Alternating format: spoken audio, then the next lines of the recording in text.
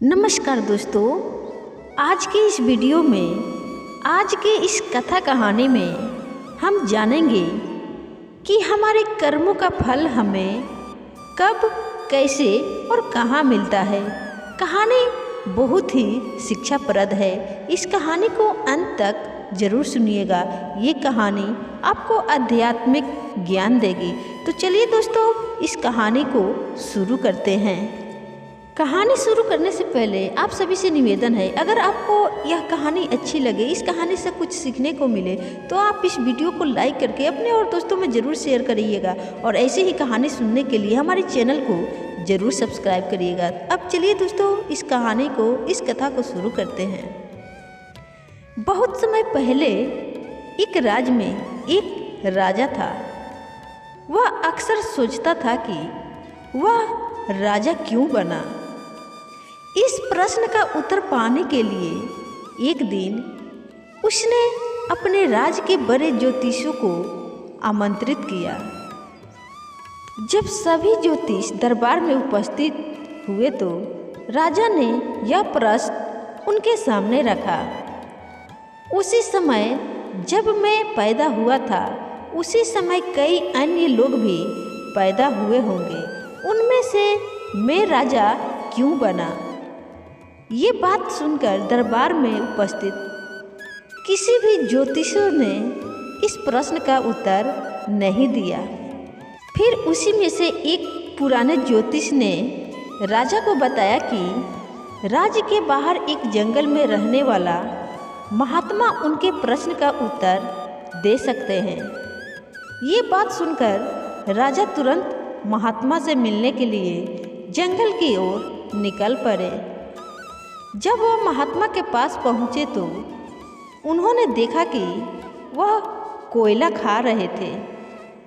राजा चकित रह गए, लेकिन उस समय राजा की सिर्फ अपने प्रश्न का उत्तर पाना बहुत ही जरूरी था। इसलिए वो अपने प्रश्न के उत्तर पाने के लिए उनके सामने बिना समय गंवाए अपना प्रश्न महात्मा के सामने रख दिया।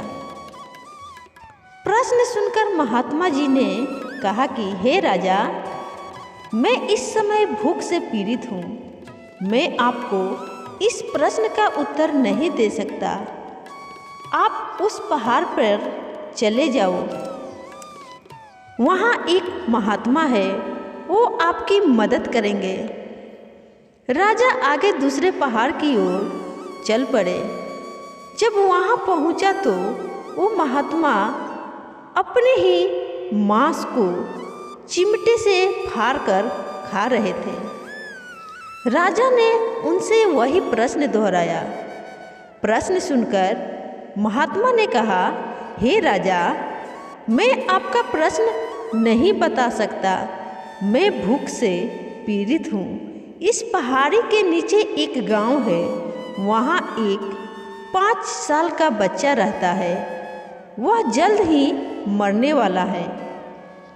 आप उससे अपने सवाल का जवाब पाए। राजा गांव गया और बच्चे से मिला। बच्चा मौत के कगार पर था। राजा का प्रश्न सुनकर वह हंसने लगा। राजा बच्चे को हंसते देखकर हैरान थे, लेकिन वह शांति से अपने प्रश्न का उत्तर पाने का इंतजार करने लगे। बच्चे ने कहा, राजा, पिछले जीवन में मैं आप और 2 महात्मा जिनसे आप पहले मिले थे, भाई थे। एक दिन हम सभी भाई भोजन कर रहे थे।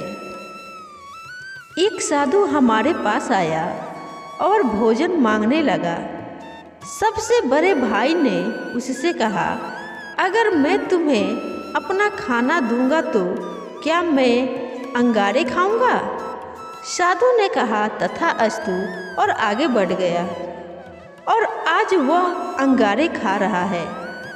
जब साधु दूसरे भाई के पास गया तो दूसरे भाई ने कहा कि अगर मैं तुम्हें अपना खाना दूंगा तो क्या मैं अपना ही मांस फाड़कर खाऊंगा? साधु ने उससे भी तथास्तु कहा और आगे बढ़ गया। आज वह अपना ही मांस फाड़ कर खा रहा है। जब साधु ने मुझसे खाना मांगा तो मैंने कहा कि अगर मैं तुम्हें अपना खाना दूंगा तो क्या मैं भूख से मर जाऊं? भूखे ऋषि ने भी मुझसे कहा तथास्तु, और आज मैं मौत के कगार पर हूँ, लेकिन आपने दया दिखाई और भूखे ऋषि को अपना भोजन दिया, जिससे वह खुश हुआ। ऋषि ने आपको राजा बनने का आशीर्वाद दिया।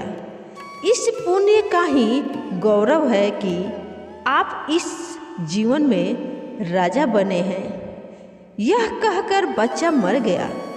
राजा को अपने प्रश्न का उत्तर मिल गया था और वह अपने राज की ओर चल पड़े। अच्छे कर्म अच्छे परिणाम देते हैं, इसलिए हमेशा अच्छे कर्म करें और दूसरों की जितनी हो सके मदद करें। तो दोस्तों, मुझे पूरी उम्मीद है आपको यह कहानी पसंद आई होगी और इस कहानी से आपको अच्छी शिक्षा भी मिली होगी। जानकारी अच्छी लगी हो, कथा अच्छी लगी हो, वीडियो अच्छी लगी हो तो इस वीडियो को लाइक शेयर जरूर करिएगा दोस्तों, और कमेंट में जय श्री कृष्णा या जय विष्णु भगवान अवश्य लिखिएगा। धन्यवाद।